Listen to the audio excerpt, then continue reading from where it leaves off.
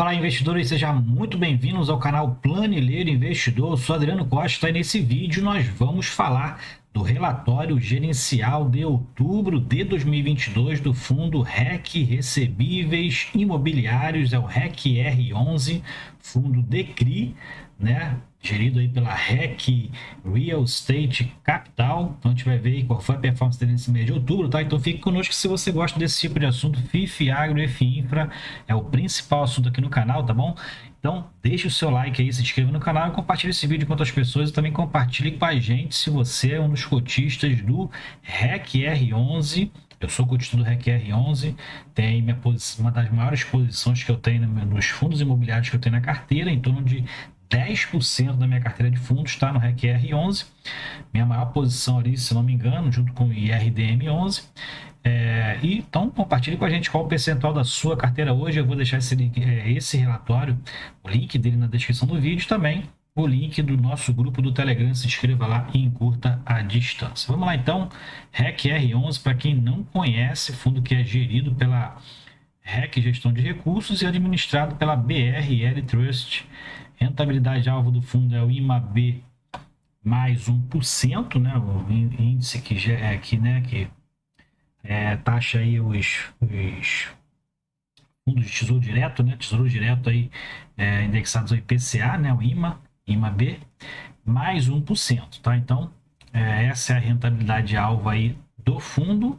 Ele que tem um patrimônio líquido de 2,5 bilhões de reais, um valor patrimonial de 95,33 e no mês de outubro, tá? Encerrou 31 de outubro a 89,88, mas o fundo já essa semana aí, muitos fundos caindo, né? Despencando, ações, fundos, tudo caindo aí no mercado.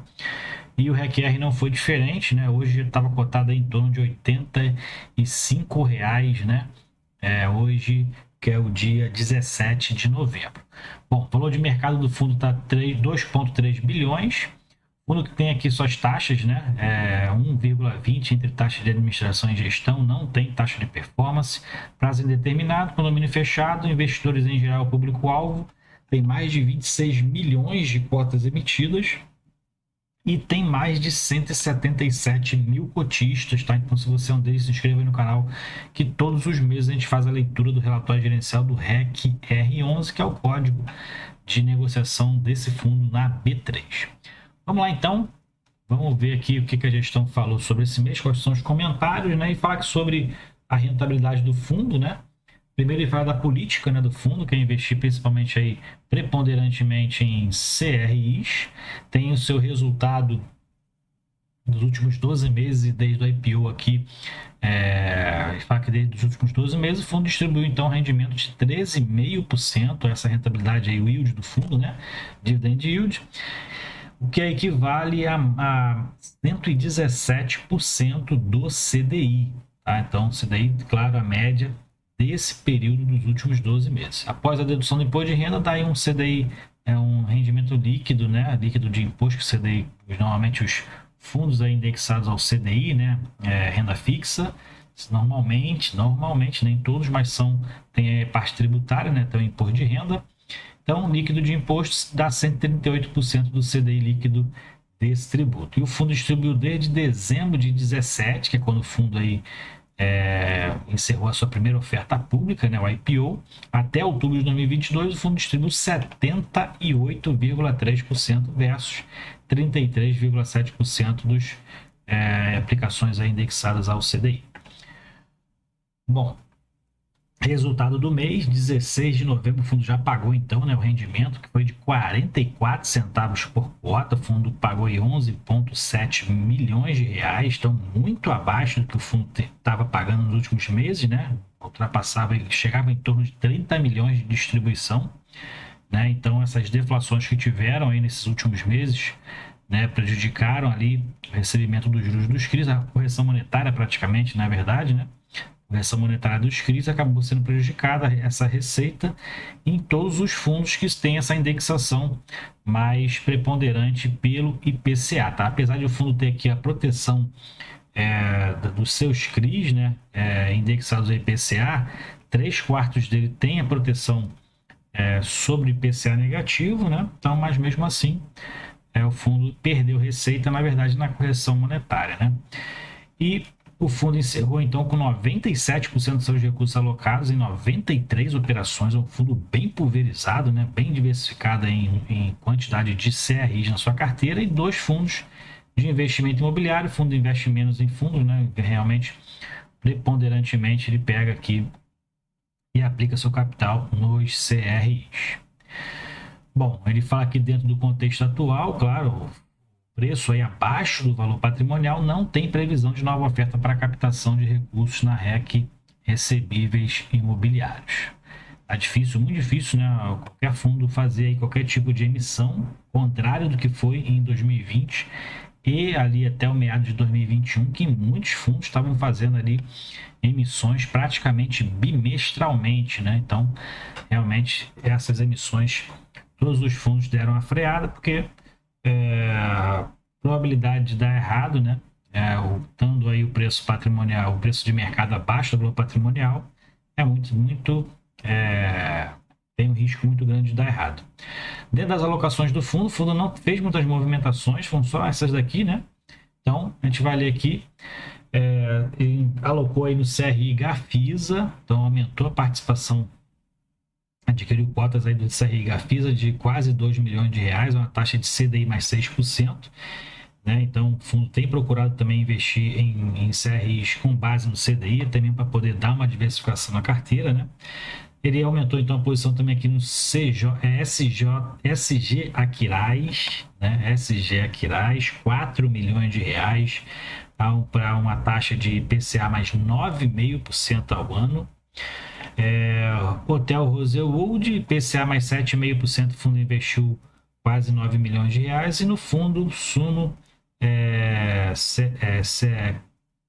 Suno, esse aqui é o de CRI, né, do pessoal da Suno, SNCI 11, 32 milhões em cotas do fundo. Então exerceu aqui o fundo, inclusive nesse período agora, teve a emissão de cotas, né? Então, quarta emissão de cotas do fundo. O fundo, então, o REC R11 exerceu o direito aí de sobras, de preferências, de montante adicional, então adquiriu aí 32 milhões de cotas. E o fundo também alienou parte dessas cotas, fazendo um ganho de capital, né?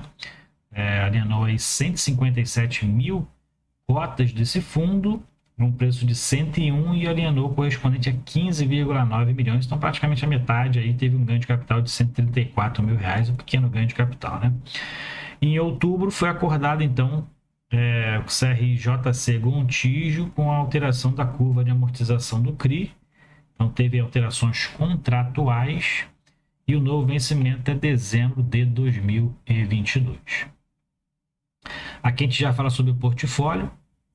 Então, patrimônio aqui para iniciar, né? Patrimônio líquido do fundo está em 2,5 bilhões de reais. Não teve alteração. A última alteração foi realmente na última emissão de cotas, né? Dentro das alocações que o fundo já falou, está com 95% a 97% aí alocado, né? 97% detido em ativos alvo do fundo, que é os CRIs, pouca coisa ali nos FIIs, né? 50 milhões de reais. Então, a maioria realmente está investido em CRIs. Fundos de CRI normalmente não tem muitos passivos, né? Então, é o caso também aqui do REC-R, né? Então, total de ativos 2,5 bilhões de reais, 95% alocado em CRI, 2% alocado em FII e 3% é o caixa do fundo, que dá aí em torno, né, de 75 milhões de reais, né, de caixa. Aqui é o portfólio, então, em si do fundo, né? São 90, vamos conferir aqui, ó, 95 CRIs que o fundo tem na carteira, todas adimplentes, como a gente está vendo aqui, né? Dentro da relação de adimplência, teve um vencimento antecipado, né? Mas todos adimplentes, né? Tem a gente vai ver o percentual da taxa de dados dos indexadores mais para baixo, né? Acho que a gente verifica aqui que o fundo está com uma situação de adimplência aí controlada. 2 FIIs que o fundo tem na carteira aqui, que é o Valor Acri Infra, um FII Infra, então aí o Suno CRI, né? Aqui a parte qualitativa, né, de cada CRI, então tem muita coisa aqui, você pode baixar o relatório e fazer essa leitura mais detalhada, e o que a gente verifica é que o fundo está pulverizando mais, né, está aí buscando outros CRIs com indexação principalmente ao CDI, né, que está em alta.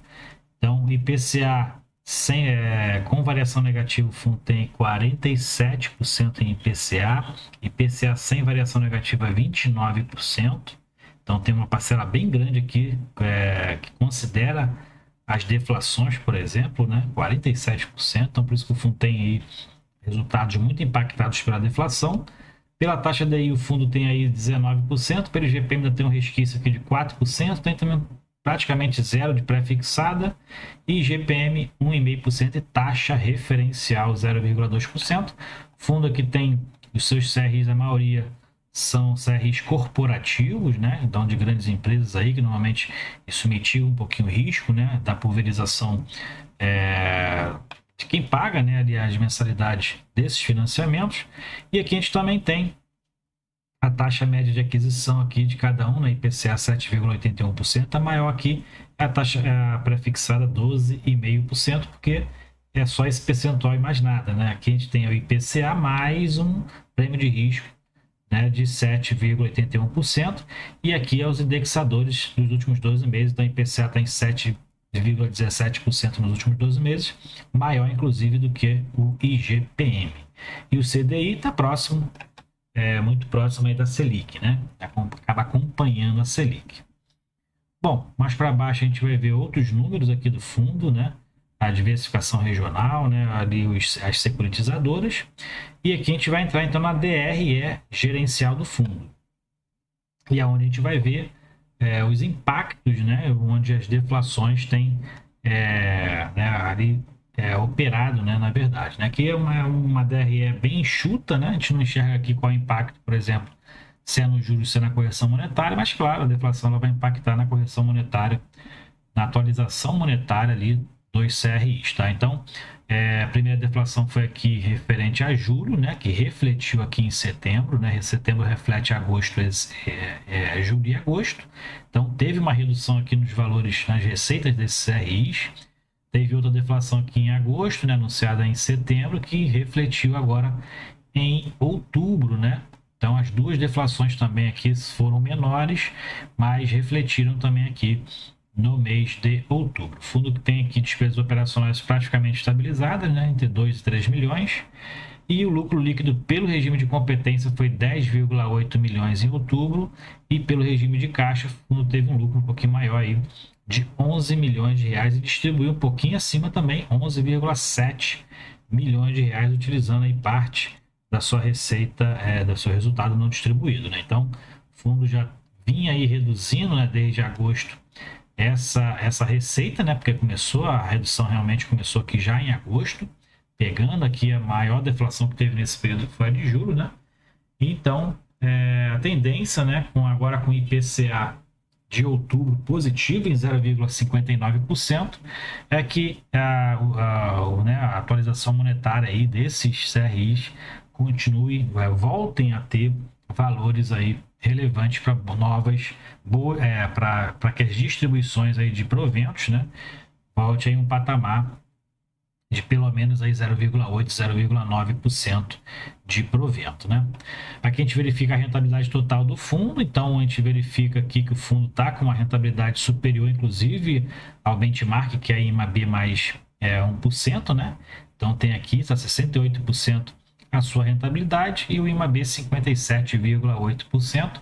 Fundo que mesmo assim, mesmo com essa queda de rendimento que a gente verifica aqui, né, e ter tido aí 0,44% de provento distribuído nesse mês de outubro, está com uma média de 1,12% no ano, né? Então, nos últimos 12 meses, na verdade, de distribuição, essa é a média superior então a 1,1%. No ano, né, de 2022, o fundo já distribuiu R$ 10,80 por cota, né? E provavelmente não vai chegar no que foi distribuído, mesmo assim, com distribuições muito elevadas em 2022. Essa queda aqui a partir então de julho não vai conseguir, o fundo provavelmente não vai conseguir alcançar o mesmo desempenho que teve de distribuição pago, né, de provento pago no ano de 2021. Últimas informações aqui, então, a liquidez do fundo continua excelente, a liquidez do fundo, né, foi 118 milhões de reais de volume de negociação no mês de outubro, quase 6 milhões de reais de volume médio diário de negociação, e o valor da cota teve uma variação bem grande, né, o menor aqui negociado foi 86,55, o maior 93,65, mas esse número aqui para a segunda semana de novembro está muito abaixo. Já está aí sendo negociada quase R$84, né? Então teve uma queda bem relevante na bolsa aí, com vários acontecimentos no cenário político, né? E fiscal, um risco fiscal muito grande aí com relação a algumas atitudes, né? Algumas notícias, na verdade, do cenário político. Bom, é isso aí então. Relatório gerencial do REC-R11, fundo DECRI. Se você gostou do vídeo, deixe o seu like, se inscreva no canal e compartilhe esse vídeo com outras pessoas. E também compartilhe com a gente se você é cotista do REC-R11. Como eu falei, eu já sou cotista do fundo, tem em torno de 10%, 10 a 12% da minha carteira de fundo de investimento imobiliário é no REC-R11. Gosto do fundo, bem diversificado, né? Acredito aí que vai retomar o preço aí próximo aos R$100 aí futuramente, em 2023, né? Nem que seja no segundo semestre, e os proventos vão voltar a crescer, né? Porque o nosso país tradicionalmente todo mês tem aí inflação, a deflação, como a gente já tem falado aqui, ela é momentânea e muitas coisas afetam os preços de alguns papéis sem mesmo ter a relevância de alterar qualquer tipo de resultado, né? Então a gente aproveita esses momentos aí em que os fundos estão bem descontados, os papéis, ações, né, FIAG, os fundos estão bem descontados para poder aumentar a posição, e essa também é a minha estratégia, tá bom? Então é isso aí. Vou deixar esse link, o link desse relatório na descrição do vídeo para você baixar, fazer uma leitura mais detalhada, também como nosso link do nosso grupo do Telegram. Se inscreva lá e encurta a distância. Fiquem com Deus, até o próximo vídeo. Tchau, tchau.